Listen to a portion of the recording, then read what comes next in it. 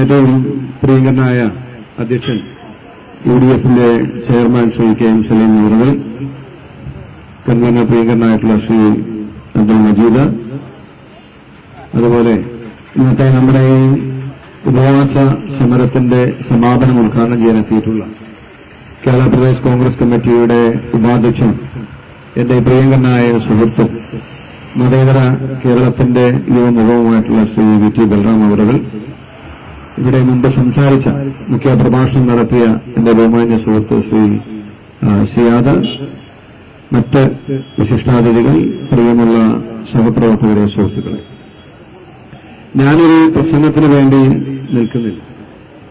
ഞാനൊരു പ്രസംഗത്തിന് വേണ്ടിയിട്ടല്ല ഞാനിപ്പോ ഇങ്ങോട്ട് വന്നത്. ഇന്നലെ അപ്രതീക്ഷിതമായിട്ടാണ് പ്രധാനമന്ത്രിയുടെ പ്രഖ്യാപനം CAA നിയമം രാജ്യത്ത് നടപ്പിലാക്കാൻ തയ്യാറെടുക്കുന്നു എന്നുള്ള പ്രഖ്യാപനം ഉണ്ടായത്. വളരെ വേദനയോടും വിഷമത്തോടും കൂടിയാണ് നമ്മൾ ആ വാർത്ത ശ്രമിച്ചത്.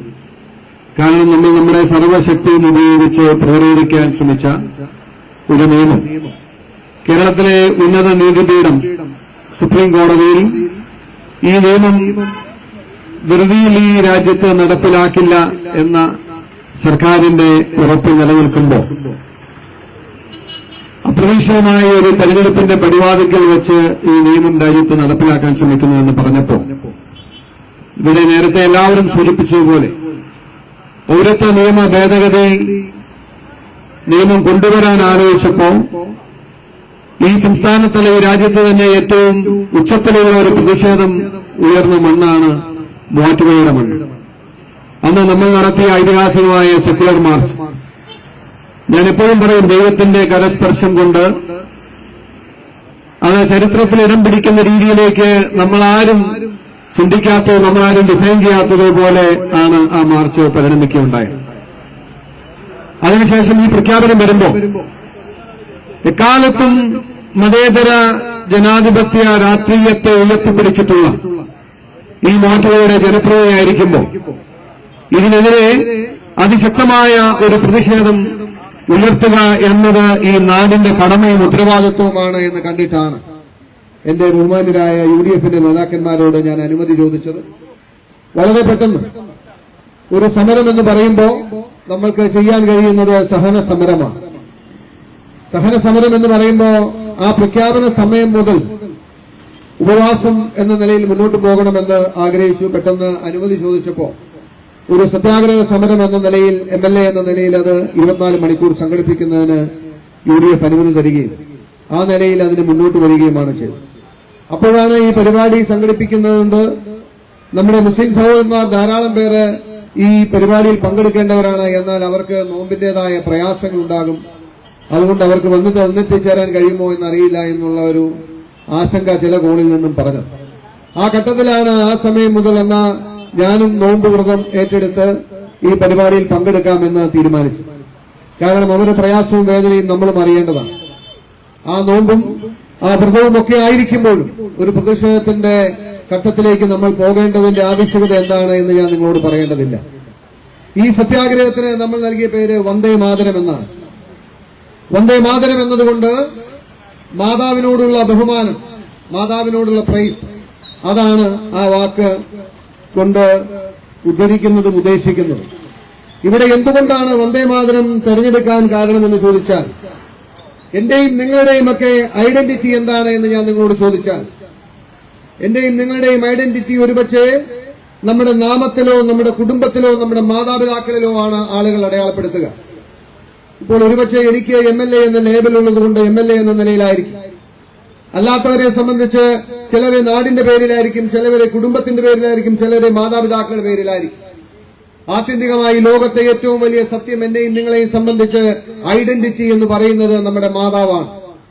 മാതാവാണ് ഐഡന്റിറ്റി എന്ന് പറയുന്നത്. എന്നാൽ എന്നെയും നിങ്ങളെയും മാതാവിനെ അന്വേഷിച്ചാൽ ഒരുപക്ഷെ ലോകം അറിഞ്ഞുകൊള്ളണമെന്നില്ല. എന്നാൽ ഈ ലോകത്ത് എന്റെയും നിങ്ങളുടെയും ഐഡന്റിറ്റി എന്താണെന്ന് ചോദിച്ചാൽ, ഈ ലോകത്തിന് മുമ്പിൽ നമ്മുടെ മാതാവ് ആരാണ് എന്ന് ചോദിച്ചാൽ അത് ഇന്ത്യ എന്ന നമ്മുടെ രാജ്യമാണ്.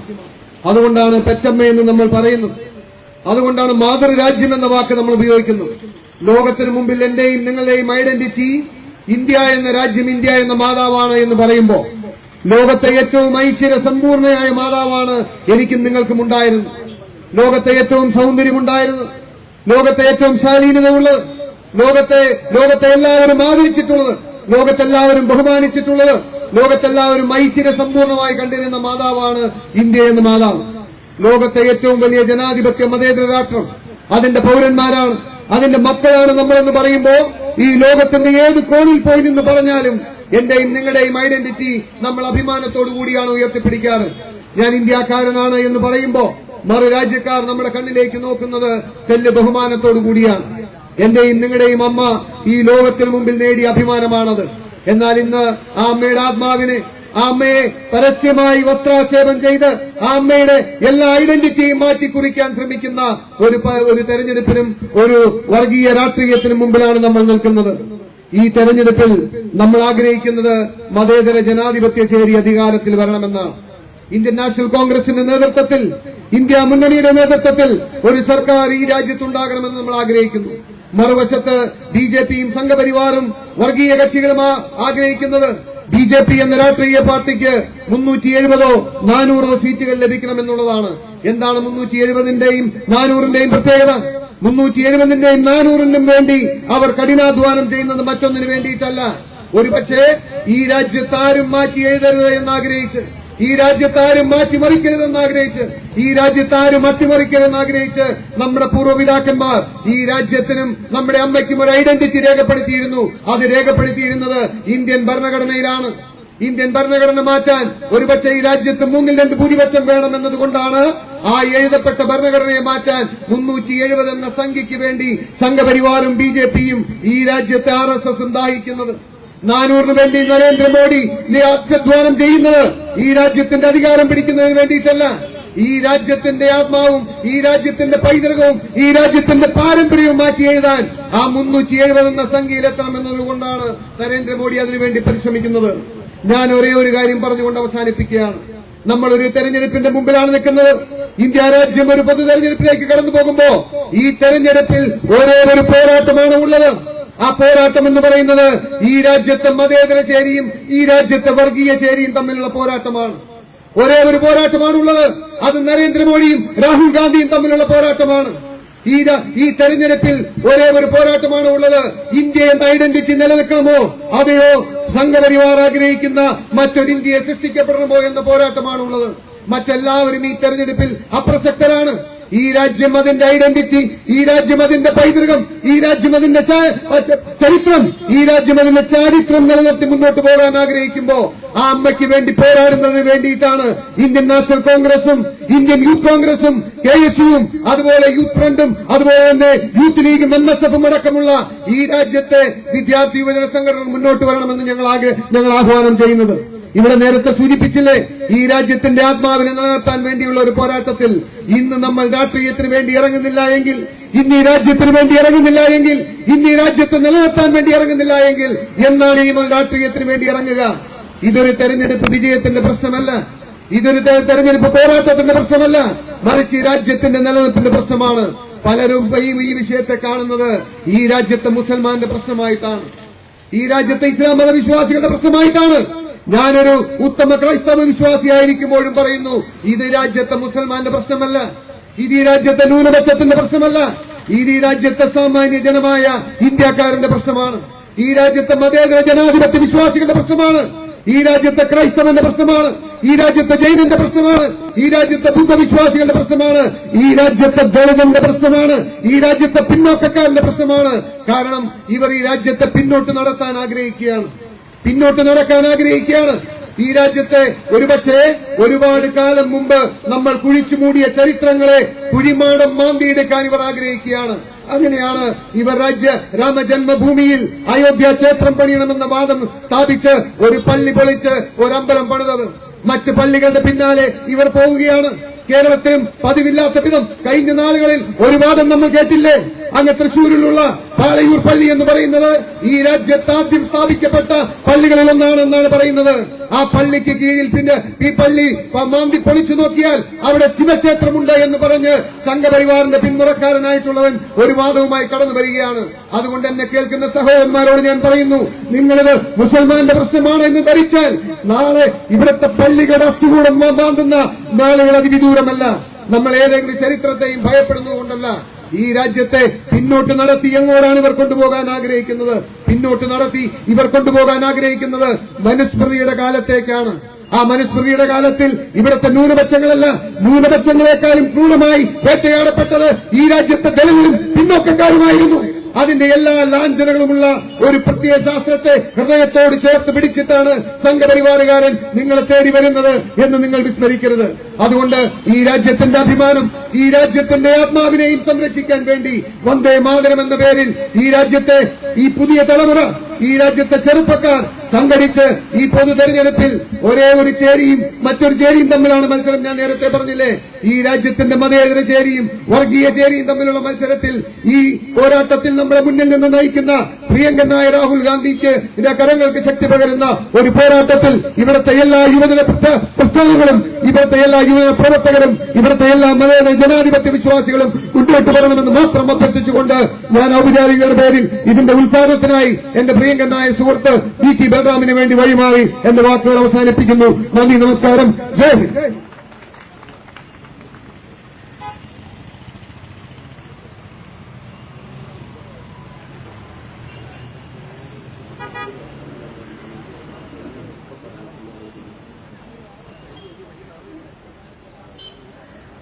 ഇവിടെ ഉദ്ഘാടനത്തിന് ശ്രീ VT ബലറാമിനെ വിളിക്കുന്നതിന് മുമ്പ് ഒരു കാര്യം അറിയിക്കുവാൻ ഞാൻ ആഗ്രഹിക്കുന്നു. ഇവിടെ നോമ്പ് തുറക്കാനുള്ള സൗകര്യം ചെയ്തിട്ടുണ്ട്. അതുകൊണ്ട് അത് എല്ലാവരും നോമ്പ് എടുത്തിരിക്കുന്നവർ അത് പ്രയോജനപ്പെടുത്തണം എന്ന് അഭ്യർത്ഥിക്കുകയാണ്. അതുപോലെ തന്നെ ഇന്ന് യൂത്ത് കോൺഗ്രസിന്റെ ആഭിമുഖ്യത്തിൽ രാത്രിയിൽ നൈറ്റ് മാർച്ച് വെച്ചിട്ടുണ്ട്. അതിന്റെ വിശദാംശങ്ങൾ യൂത്ത് കോൺഗ്രസിന്റെ നേതാക്കന്മാർ നേരത്തെ അറിയിച്ചിട്ടുള്ളതാണ്. അതനുസരിച്ച് അതിലും പങ്കെടുക്കണം എന്ന് ഞാൻ സൗകര്യമുള്ളവർ പങ്കെടുക്കണമെന്ന് അഭ്യർത്ഥിക്കുകയാണ്. ഈ നമ്മുടെ രാപ്പകൽ 24 മണിക്കൂർ ഈ സമരത്തിന്റെ സമാപന സമ്മേളനം ഉദ്ഘാടനം ചെയ്യുന്നതിന് വേണ്ടി ആദരണീയനും ബഹുമാനീയനുമായ KPCCയുടെ വൈസ് പ്രസിഡന്റ്, നമുക്കറിയാം കേരളത്തിലെ യുവജനങ്ങളിൽ ഏറ്റവും ഐഡിയോളജിക്കലായി മതേതരത്വത്തിൽ വിശ്വസിച്ചുകൊണ്ട് ആ മതേതരത്തിന്റെ പ്രതീകമായി ഈ കേരളത്തിലെമ്പാടും ഓടി നടക്കുന്ന നമ്മുടെ എല്ലാ അഭിമാനഭാജനമായ ശ്രീ VT ബലറാം അവരെ ഞാൻ ക്ഷണിക്കുന്നു.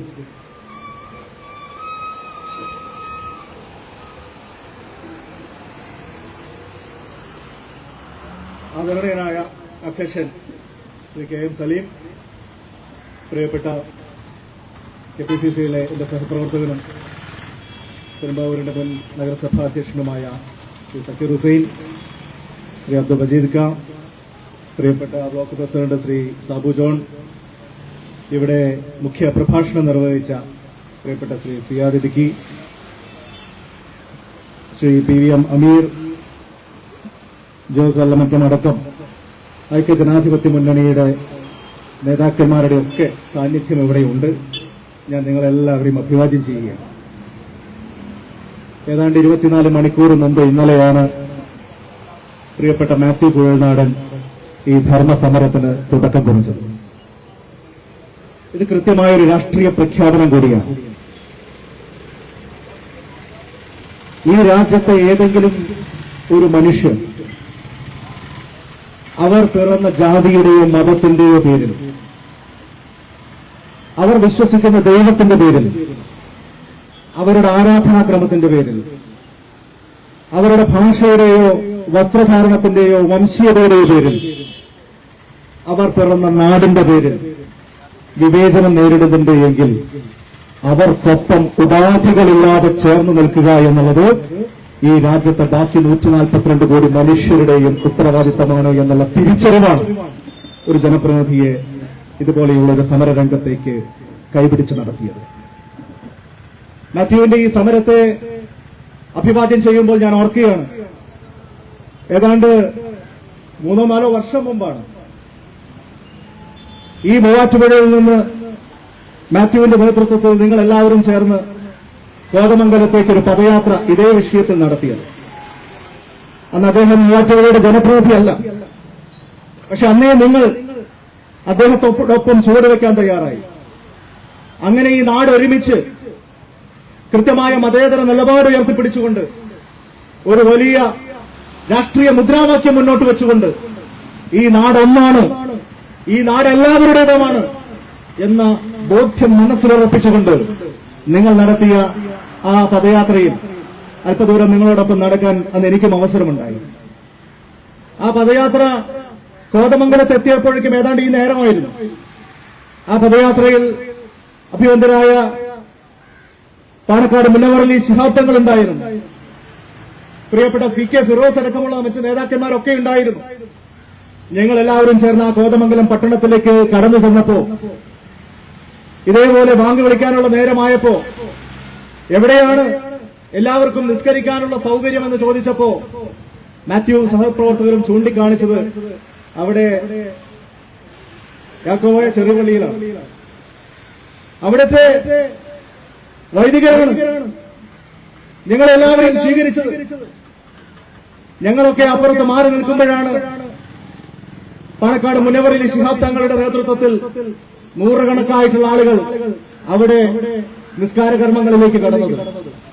ഒരു പള്ളിയാങ്കണത്തിൽ വെച്ച് നൂറുകണക്കായ മുസ്ലിം മതസ്ഥർക്ക് നിസ്കരിക്കാനുള്ള സൗകര്യം ഒരുക്കി കൊടുക്കുന്ന തരത്തിലുള്ള വിശാലമായ മതേതര ബോധ്യമാണ് പ്രിയപ്പെട്ടവരെ ഈ നാട് എന്നും ഉയർത്തിപ്പിടിച്ചത്. അതാണ് ഈ രാജ്യത്തെ രൂപപ്പെടുത്തിയത്. ആ ചരിത്രം മനസ്സിലാവാത്തവരാണ് ഇന്ന് രാജ്യം ഭരിക്കുന്നത്. കാരണം ആ ചരിത്രം തുടങ്ങുന്നത് ഇന്നും ഇന്നലെയല്ല, ഒരുപക്ഷെ ഒരു നൂറ്റാണ്ട് മുൻപാണ്. ഇന്ത്യക്ക് സ്വാതന്ത്ര്യം ലഭിക്കുന്നതിന് മുൻപാണ്. മറ്റൊരു വാക്കിൽ പറഞ്ഞാൽ അത് തന്നെയായിരുന്നു നമ്മുടെ സ്വാതന്ത്ര്യ സമരം.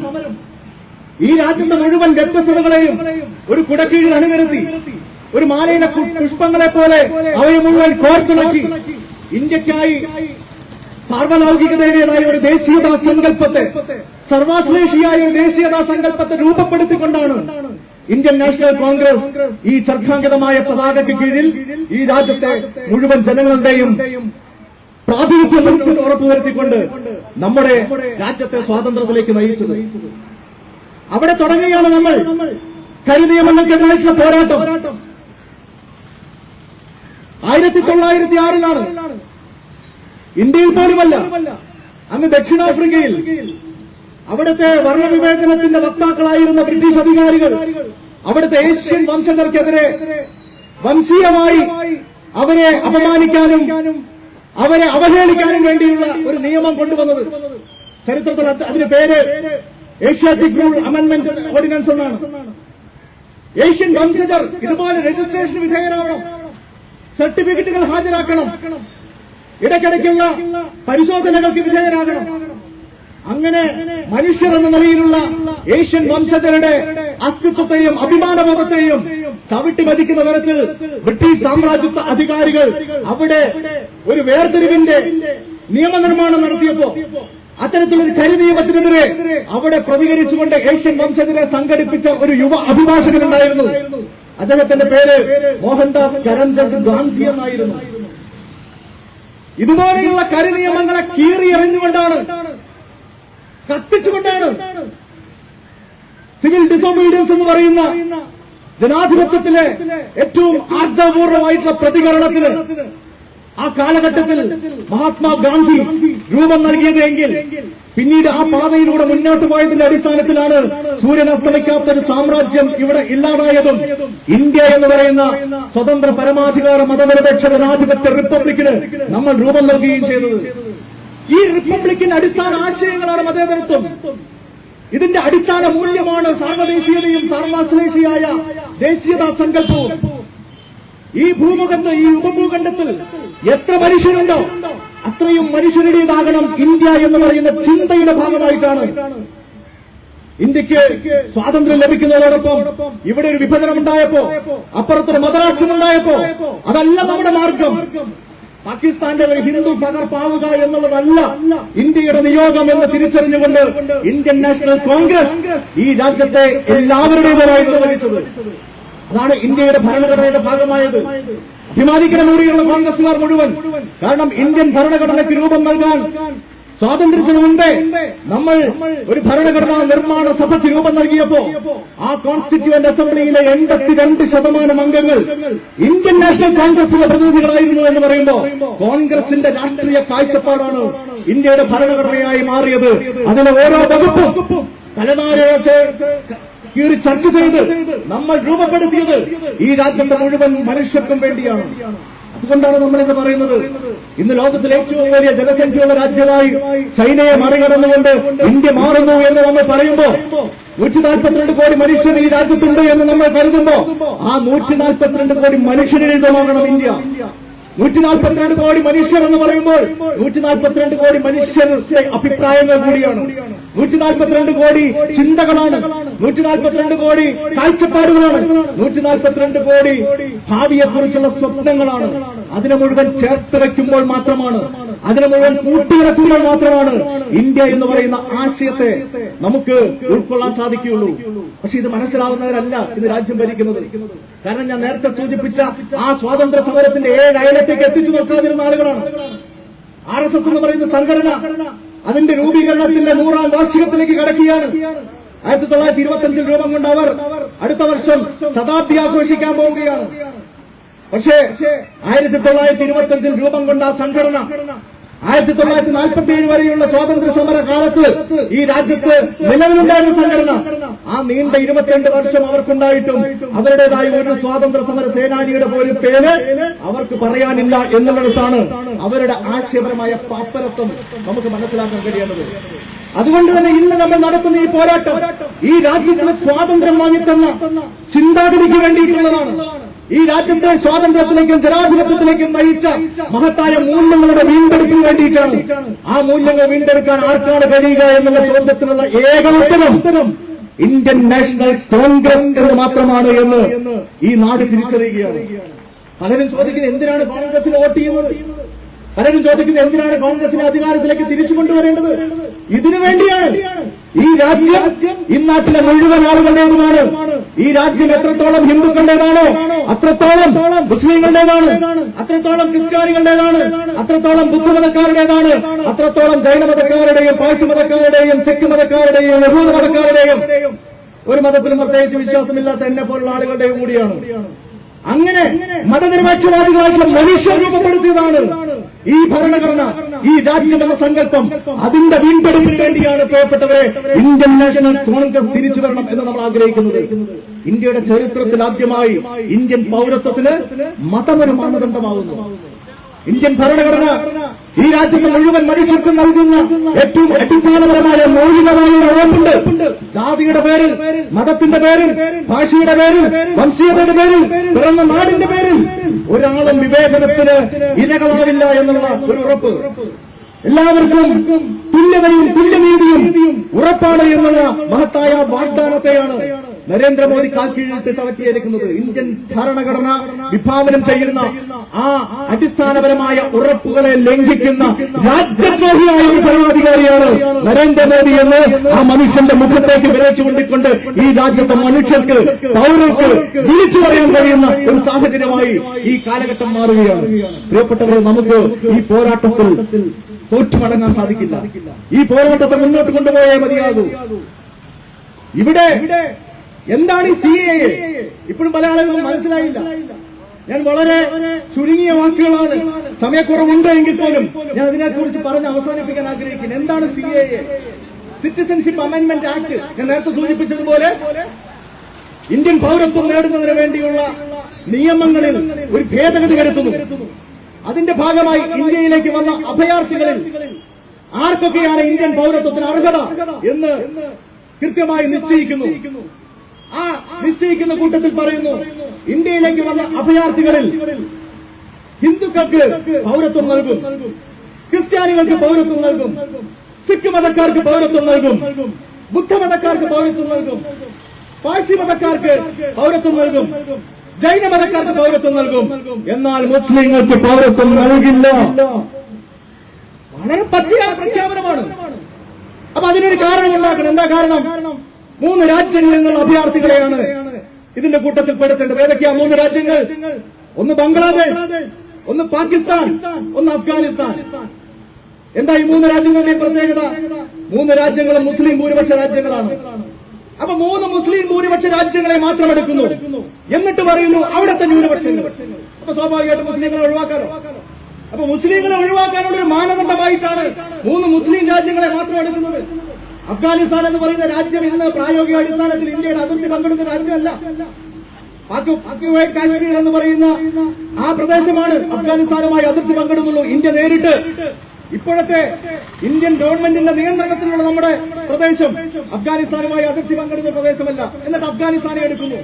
കാരണം 3 മുസ്ലിം രാജ്യങ്ങൾ എടുത്താൽ അവിടുത്തെ ന്യൂനപക്ഷങ്ങൾ എന്ന് പറയുമ്പോൾ സ്വാഭാവികമായിട്ട് മുസ്ലിങ്ങൾ അവിടുത്തെ ഭൂരിപക്ഷമാണ്, മാറ്റി നിർത്താം.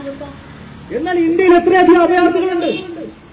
ഏറ്റവും കൂടുതൽ വിദേശ അഭയാർത്ഥികൾ ഇന്ത്യൻ മണ്ണിലുള്ളത് ശ്രീലങ്കൻ അഭയാർത്ഥികളാണ്. തമിഴ് വംശജരായിട്ടുള്ള ഏതാണ്ട് 1 ലക്ഷത്തോളം ആളുകൾ തമിഴ്നാട്ടിന്റെ മണ്ണിൽ അഭയാർത്ഥികളായി കഴിയുന്നുണ്ട്. അവർക്ക് പൗരത്വം നൽകാൻ ഈ നിയമം കൊണ്ട് ഉദ്ദേശിക്കുന്നില്ല. ലോകത്ത് തന്നെ ഏറ്റവും കൂടുതൽ, ഒരുപക്ഷെ ഹിറ്റ്ലറുടെ കാലത്ത് നാസികൾ ജൂതരെ വേട്ടയാടിയതിനു ശേഷം ഏറ്റവും കൂടുതൽ മനുഷ്യർ ആസൂത്രിതമായി വംശീയമായ വേട്ടയാടലിന് വിധേയമായി കൊണ്ടിരിക്കുന്നത് ബർമയിലെ, മ്യാൻമറിലെ റോഹിംഗ്യൻ മുസ്ലിങ്ങളാണ്. അവരെ എടുക്കുന്നില്ല, കാരണം അവർ മുസ്ലിങ്ങളാണ്. അവരെ ആ കാരണം കൊണ്ട് വളർത്തി നിർത്തുന്നു. മ്യാൻമർ എന്ന് പറയുന്നത്, പഴയ ബർമ എന്ന് പറയുന്നത് ബ്രിട്ടീഷ് ഇന്ത്യയുടെ ഭാഗമായിരുന്നു, ഇന്ത്യയുടെ ഭാഗം തന്നെയായിരുന്നു. എന്നിട്ട് പോലും അവരെ ഉൾപ്പെടുത്താൻ തയ്യാറാകുന്നില്ല. അപ്പൊ ഇത് മുസ്ലിങ്ങൾക്കെതിരായിട്ടുള്ള നിയമമാണ്. വളരെ പച്ചയായ വംശീയ വിവേചനമാണ്. കൃത്യമായ മതം പറഞ്ഞുള്ള വേർതിരിക്കലാണ്, ഡിസ്ക്രിമിനേഷനാണ്. അതുകൊണ്ടാണ് പറയുന്നത്, ഏതെങ്കിലും ഒരിടത്ത് അനീതി നിഷേധിക്കപ്പെട്ടാൽ, നീതി നിഷേധിക്കപ്പെട്ടാൽ, അനീതി അടിച്ചേൽപ്പിക്കപ്പെട്ടാൽ അതിനോട് നമ്മൾ സമരസപ്പെടുകയാണ് എങ്കിൽ അത് അനീതികളുടെ ആവർത്തനത്തിനുള്ള ഒരു മാനദണ്ഡമായി പിന്നീട് മാറും എന്നുള്ള കാര്യത്തിൽ യാതൊരു സംശയമില്ല. അതുകൊണ്ടാണ് നമ്മൾ പറയുന്നത് ഒരു മുസ്ലിം വിഷയമായി നോക്കിക്കാണാനല്ല നമ്മൾ ആഗ്രഹിക്കുന്നത്. ഇത് ഇന്ത്യൻ മതേതരത്വത്തിനെതിരായിട്ടുള്ള വെല്ലുവിളിയാണ്. ഇന്ത്യ എന്ന് പറയുന്ന ആശയത്തിനെതിരായിട്ടുള്ള വെല്ലുവിളിയാണ്. ആ വെല്ലുവിളി മുഴുവൻ ഇന്ത്യക്കാരും, ഇന്ത്യ എന്ന് പറയുന്ന ആശയത്തിൽ വിശ്വസിക്കുന്ന മുഴുവൻ മനുഷ്യരും ഒരുമിച്ച് ഏറ്റെടുക്കുക തന്നെ ചെയ്യും. ആ ഒരുമിച്ചുള്ള പോരാട്ടത്തിന്റെ ഒരു വേദിയാണ് ഞാനിവിടെ കാണുന്നത്. ആ പോരാട്ടത്തിന് മുന്നിൽ നിന്നുകൊണ്ടാണ് ഈ നാടിന്റെ ജനപ്രതിനിധി അത്തരത്തിലുള്ള ഒരു ഉത്തരവാദിത്വമായി മുന്നോട്ട് വരുന്നത്. ഞാൻ ഒരിക്കൽ കൂടി പ്രിയപ്പെട്ട ശ്രീ മാത്യുവിനെ അക്കാര്യത്തിൽ അഭിനന്ദിക്കാൻ ആഗ്രഹിക്കുകയാണ്. ജനപ്രതിനിധി ഉത്തരവാദിത്വം അതാണ്. ഞാൻ ഓർക്കുന്നു, ഞാൻ ജനപ്രതിനിധിയാകുന്ന സമയത്ത് അന്നാണ് 2019 ഇതുപോലെ കേരളത്തിൽ തന്നെ ഒരുപക്ഷെ ഒരു നാടിന്റെ പ്രതിഷേധം ഒരു ജനപ്രതിനിധിയുടെ നേതൃത്വത്തിൽ അന്ന് ഞങ്ങൾ തൃത്താലയിൽ നടത്തിയത്. കേരളം മുഴുവൻ അത്തരത്തിലുള്ള നിരവധി സമര മാതൃകകൾ പിന്നീട് ആ കാലഘട്ടത്തിൽ നമ്മൾ കണ്ടു. അപ്പോഴൊക്കെ ഈ നാടിന്റെ പൊതുവികാരമായിട്ടാണ് നമ്മൾ അതിനെ കണ്ടത്. പക്ഷെ ഇപ്പോ ഞാൻ ആ കാര്യം കൂടി പറഞ്ഞ് അവസാനിപ്പിക്കണം. അത് പറയേണ്ടതുണ്ട് എന്ന് ഞാൻ കരുതുകയാണ്. കാരണം ഈ അവസരത്തെ പോലും വിശാലമായി നോക്കിക്കാണാതെ, ഇത് രാജ്യത്തിന്റെ മതേതരത്വത്തിന്റെ കടക്കൽ വെക്കുന്ന കത്തിയാണ്. ഇത് അനുവദിച്ചു കഴിഞ്ഞാൽ ഈ രാജ്യം തന്നെ ഇല്ലാതാകും എന്നുള്ള ഈ അങ്ങേയറ്റത്തെ ഗൗരവതരമായിട്ടുള്ള സാഹചര്യത്തിലും ഇതിനെ രാഷ്ട്രീയമായി എങ്ങനെ ഉപയോഗപ്പെടുത്താം എന്ന ദുഷ്ടതാക്കോടുകൂടി നോക്കിക്കാണുന്ന ആളുകൾ അവർ സംഘപരിവാറുകാർ മാത്രമല്ല എന്ന് നമുക്ക് ഈ കേരളത്തിന്റെ പശ്ചാത്തലത്തിൽ തിരിച്ചറിയേണ്ടതായിട്ടുണ്ട്. ആരാണ് കേരളം ഭരിക്കുന്നത്? പിണറായി വിജയന്റെ നേതൃത്വത്തിലുള്ള സർക്കാർ. ആ സർക്കാരിന്റെ പ്രഖ്യാപിത നിലപാടെന്താ? ഞങ്ങൾ സിഎഎക്ക് എതിരാണ് എന്നുള്ള നിലപാടാണ് പിണറായി വിജയനും CPM-ഉം സർക്കാരിൽ സ്വീകരിച്ചിട്ടുള്ളത്. അതിനെതിരെ പ്രതിഷേധിക്കുന്നത് സ്വാഭാവികമാണ്, പ്രതിഷേധങ്ങൾ ഉയരേണ്ടതുണ്ട് എന്നുള്ള നിലപാടാണ് സർക്കാരിന്റെ പ്രഖ്യാപിത നയം. പക്ഷേ 2019 ആ പ്രക്ഷോഭകാലത്ത് ഇതുപോലെയുള്ള സമാധാനപരമായ സമരങ്ങൾ, ആ സമരങ്ങളുടെ പേരിലെടുത്ത കേസുകൾ ഇപ്പോഴും നിലനിൽക്കുന്നു എന്ന് പറയുമ്പോൾ ഈ ഗവൺമെന്റിനെ അങ്ങനെ കണ്ണടച്ച് വിശ്വസിക്കാൻ കഴിയില്ല എന്നുള്ള അനുഭവത്തിന്റെ അടിസ്ഥാനത്തിലാണ്, ആ തിരിച്ചറിവിന്റെ അടിസ്ഥാനത്തിലാണ് ഈ പുതിയ സമരങ്ങളെ നമ്മൾ നോക്കിക്കാണേണ്ടത്. അന്ന് 835 കേസുകൾ എടുത്തു. ഏതാണ്ട് 6500ഓളം ആളുകൾ അതിൽ പ്രതികളായി ഇപ്പോഴും നിയമ നടപടികൾ നേരിടുന്നു. പക്ഷേ വെറും 30ഓളം കേസുകളിൽ മാത്രമാണ് അത് പിൻവലിക്കാൻ ഗവൺമെന്റ് തയ്യാറായത്. ഇക്കഴിഞ്ഞ ദിവസം CPM-ന്റെ സംസ്ഥാന സെക്രട്ടറി ശ്രീ ഗോവിന്ദന്റെ പ്രസ്താവന നമ്മൾ കേട്ടു. ഗുരുതരമായ കേസുകളാണ് നിലനിർത്തിയിട്ടുള്ളത്. 6000-ൽ പരം ആളുകൾ അന്ന് ഗുരുതരമായ അക്രമങ്ങൾക്ക് നേതൃത്വം നൽകിയെന്നാണോ മിസ്റ്റർ ഗോവിന്ദൻ നിങ്ങൾ പറയുന്നത്? കേരളത്തിൽ അന്ന് 650ഓളം കേസുകൾ അത് മുഴുവൻ ഗുരുതരമായിരുന്നു എന്നാണ് നിങ്ങൾ പറയുന്നത്. ഈ എറണാകുളത്ത് മാത്രം, എറണാകുളം റൂറലിന്റെ ഭാഗമായിട്ടാണല്ലോ നിങ്ങളുടെ പ്രദേശം വരുന്നത്. നിങ്ങളുടെ ഈ പ്രദേശം മാത്രം എറണാകുളം റൂറലിൽ 38 സംഭവങ്ങളിലായി 575 ആളുകളുടെ കേസുകൾ ഇപ്പോഴും നടക്കുകയാണ്. ഒരാളെ പോലും പ്രതിപട്ടികയിൽ നിന്ന് ഒഴിവാക്കിയിട്ടില്ല. 575 ആളുകൾ ഇവിടെ ക്രിമിനലുകളാണ് എന്നാണോ മിസ്റ്റർ ഗോവിന്ദൻ നിങ്ങൾ പറയുന്നത്? ഇത് നിങ്ങൾ അന്നത്തെ നിലപാടാണ് എന്ന് വാദത്തിൽ നിങ്ങൾ പറയുകയാണ് എങ്കിൽ അത് ഞങ്ങൾ സമ്മതിക്കാമായിരുന്നു. പക്ഷെ ഇന്നലെ തിരുവനന്തപുരത്ത് സംസ്ഥാനത്തിന്റെ ഭരണഘടനാപരമായ ഭരണ ചുമതലയുള്ള ഗവർണറുടെ ഔദ്യോഗിക വസതിയായിട്ടുള്ള രാജ്ഭവന് മുന്നിലേക്ക് ഞാനടക്കമുള്ള ആളുകൾ യൂത്ത് കോൺഗ്രസിന്റെ നേതൃത്വത്തിൽ ഒരു സമരം നടത്തി. ഒരക്രമ സംഭവമാണ് ഉണ്ടായിട്ടില്ല. ഒരു പോലീസുകാരനും പരിക്കേറ്റിട്ടില്ല. ഒരു കല്ല് പോലും വലിച്ചെറിഞ്ഞിട്ടില്ല. ഒരാൾക്ക് പോലും പരിക്ക് പറ്റിയിട്ടില്ല. ഒരു പൊതുമുതൽ പോലും നശിപ്പിക്കപ്പെട്ടിട്ടില്ല. ആകെയുണ്ടായത് ഈ രാജ്യത്തെ തച്ചു തകർക്കുന്ന ജനവിരുദ്ധനായ രാജ്യദ്രോഹിയായ ഇന്ത്യയുടെ പ്രധാനമന്ത്രി നരേന്ദ്രമോദിയുടെ കോലം കത്തിച്ചു എന്നുള്ളതാണ്. അതിന്റെ പേരിൽ ഞാനടക്കമുള്ള ആളുകൾക്കെതിരെ കേസെടുത്തിരിക്കുകയാണ് മിസ്റ്റർ പിണറായി വിജയൻ. ഇപ്പോൾ അന്നത്തെ 835 കേസിന് പുറകെ ഇന്ന് ഞാനടക്കമുള്ള യൂത്ത് കോൺഗ്രസ് ജില്ലാ പ്രസിഡന്റ് നേമൻ ഷക്കീർ അടക്കമുള്ള 62 പേർ കണ്ടാൽ അറിയാവുന്ന ആളുകൾ എന്ന് പറഞ്ഞുകൊണ്ട് ഇന്നലെ കേസെടുത്തിരിക്കുകയാണ്. നിങ്ങൾ ആരുടെ കൂടെയാണ് എന്ന് ഈ നാട് ചോദിക്കുകയാണ്. നിങ്ങൾ ആരുടെ കൂടെയാണ് എന്ന് ഈ നാടിന് അറിയേണ്ടതായിട്ടുണ്ട്.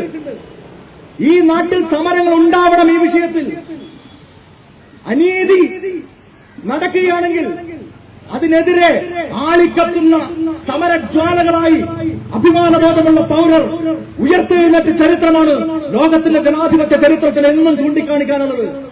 അതുകൊണ്ട് തന്നെ സമാധാനത്തിന്റെ പാതയിലാണെങ്കിലും അക്രമത്തിന്റെ മാർഗം ഒരു കാരണവശാലും നമ്മൾ സ്വീകരിക്കില്ലെങ്കിൽ പോലും ഏറ്റവും ആർജവത്തോടുകൂടിയുള്ള പ്രതികരണങ്ങൾ ഈ നാട്ടിൽ പ്രതിഷേധത്തിന്റെ രൂപത്തിൽ ഇനിയും ഉണ്ടാകുക തന്നെ ചെയ്യും. നിങ്ങൾ കേസെടുത്ത് നരേന്ദ്രമോദിയെ സുഖിപ്പിക്കാനാണ്, പ്രീതിപ്പെടുത്താനാണ് നീക്കമെങ്കിൽ അതിനെ ഏറ്റെടുക്കാൻ, അതിനെ അഭിമുഖീകരിക്കാനുള്ള ധൈര്യത്തോടുകൂടിയും തന്റെ ഇടത്തോടും കൂടി തന്നെയാണ് കോൺഗ്രസും ഐക്യജനാധിപത്യ മുന്നണിയും മുന്നോട്ട് പോകുന്നത് എന്ന് ഈ കേരളം ഭരിക്കുന്ന ആളുകളെയും ഒന്ന് ഓർമ്മപ്പെടുത്താൻ ആഗ്രഹിക്കുകയാണ്. ഈ ഇരട്ട വെള്ളത്തിൽ കാലിടരുത്, ഇരട്ടത്താപ്പ് കാണിക്കരുത്. നിങ്ങൾക്ക് ഇരട്ട ചങ്കുണ്ട് എന്നൊക്കെ പറഞ്ഞിട്ട് കാണുന്നത് ഇരട്ടത്താപ്പ്, ഇരട്ട നീതി മാത്രമാണ് എന്നുള്ളതാണ് ഇന്ന് കേരളത്തിന്റെ മുമ്പിലുള്ള അനുഭവം. എന്നിട്ട് CPM-കാർ വീണ്ടും വീണ്ടും ഇതിൽ നിന്ന് രാഷ്ട്രീയ ലാഭം കൊയ്യുന്നതിന് വേണ്ടി എത്ര വലിയ നുണകളാണ് കഴിഞ്ഞ ദിവസത്തിൽ പറഞ്ഞുകൊണ്ടിരിക്കുന്നത് എന്നുകൂടി നമ്മൾ കാണേണ്ടതായിട്ടുണ്ട്.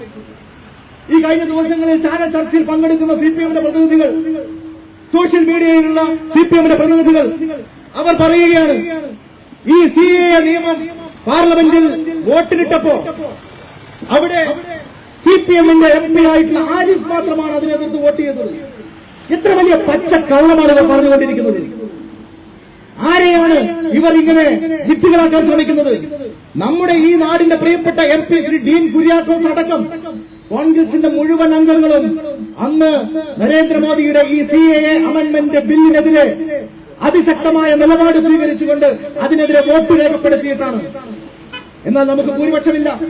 BJP-യുടെ വലിയ ഭൂരിപക്ഷത്തിന്റെ അടിസ്ഥാനത്തിൽ ആ നിയമം പാസ്സായെങ്കിൽ പോലും ഇന്ത്യയിലെ കോൺഗ്രസ് അടക്കമുള്ള പ്രതിപക്ഷം അവരുടെ ധർമ്മം പൂർണ്ണമായി ജനാധിപത്യപരമായി നിർവഹിച്ചിട്ടുണ്ട് എന്നുള്ള യാഥാർത്ഥ്യം നിങ്ങൾ മറച്ചുവെക്കുകയാണ്. കാരണം നിങ്ങൾക്ക് രാജ്യമല്ല പ്രധാനം. നിങ്ങൾക്ക് ഈ ഇലക്ഷനിൽ 4 വോട്ട് എങ്ങനെ കൂടുതൽ ഉണ്ടാക്കാൻ പറ്റും, അതിനുവേണ്ടി ആളുകളെ എങ്ങനെ തെറ്റിദ്ധരിപ്പിക്കാൻ പറ്റും, അത് മാത്രമാണ് നിങ്ങളുടെ ചിന്ത. അതുപോലെയുള്ള ആത്മാർത്ഥതയില്ലാത്ത സമീപനമല്ല ഇവിടെ ഉണ്ടാവേണ്ടത്. ഇവിടെ വേണ്ടത് സത്യസന്ധമായിട്ടുള്ള ആർജവത്തോടുകൂടിയുള്ള ഇടപെടലാണ്. ആ ഇടപെടൽ നടത്താൻ കഴിയുന്നത് ആർക്ക് എന്നുള്ള ചോദ്യത്തിന് ഒരിക്കൽ കൂടി ഈ രാജ്യത്തിന് മുമ്പിൽ ഉയർന്നു വരുന്ന ഏക ഉത്തരം ഇന്ത്യൻ നാഷണൽ കോൺഗ്രസ് എന്നുള്ളതാണ്. അതുകൊണ്ട് തന്നെ ഇവിടുത്തെ സാധാരണ മനുഷ്യർക്ക് മുമ്പിൽ ഞങ്ങൾക്ക് പറയാനുള്ള ഒരൊറ്റ കാര്യമായി മാത്രമേ ഉള്ളൂ. ഞാനത് പറഞ്ഞ് അവസാനിപ്പിക്കുകയാണ്. പങ്കുവയ്ക്കാനുള്ള സമയമായി എന്ന് ഞാൻ കരുതുന്നു.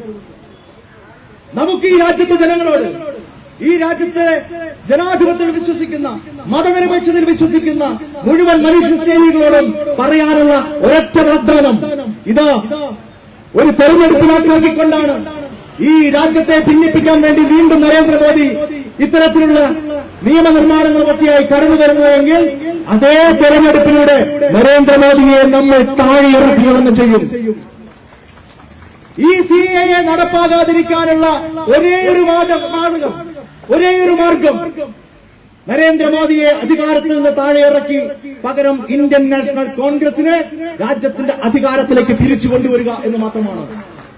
അങ്ങനെ കോൺഗ്രസ് അധികാരത്തിൽ വന്നാൽ ആദ്യം ചെയ്യുന്ന കാര്യം ഈ CAA എന്ന് പറയുന്ന കരിനിയമത്തെ എടുത്ത് അറബിക്കടലിൽ എറിയുക എന്നുള്ളതായിരിക്കും. നമ്മൾ ഈ നിയമത്തെ റിപ്പീൽ ചെയ്യും എന്നുള്ള സുവ്യക്തമായ നിലപാടുമായിട്ടാണ് ഇന്ത്യൻ നാഷണൽ കോൺഗ്രസും ഐക്യജനാധിപത്യ മുന്നണിയും ഇന്ത്യ സഖ്യവും ഈ തെരഞ്ഞെടുപ്പിനെ അഭിമുഖീകരിക്കുന്നത്.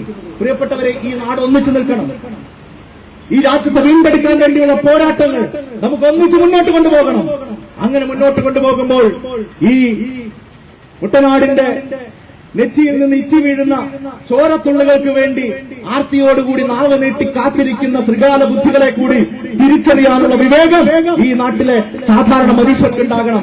അവരുടെ ചതിക്കുഴികളിൽ വീഴുക എന്നുള്ളതല്ല, ഏറ്റവും വിവേകത്തോടുകൂടി വോട്ട് എന്ന് പറയുന്ന നമ്മുടെ ആയുധം, ജനാധിപത്യത്തിന്റെ പരമമായ ആ ആയുധം ഉപയോഗിക്കാനുള്ള ആർജവും വിവേകവും നിങ്ങൾക്ക് ഓരോരുത്തർക്കും ഉണ്ടാകട്ടെ എന്ന് മാത്രം ആശംസിച്ചുകൊണ്ട്, പ്രിയപ്പെട്ട എന്റെ സഹപ്രവർത്തകൻ, സുഹൃത്ത്, നിങ്ങളുടെ പ്രിയങ്കരനായ ജനപ്രതിനിധി ഇവിടെ നടത്തുന്ന ഈ ധർമ്മസമരത്തിന് ഒരിക്കൽ കൂടി എല്ലാവിധ ആശംസകളും നേരുന്നു. ഈ സമാപന സമ്മേളനം ഔപചാരികമായി ഉദ്ഘാടനം ചെയ്യുന്നതായി പ്രഖ്യാപിക്കുന്നു. ജയ് ഹിന്ദ്.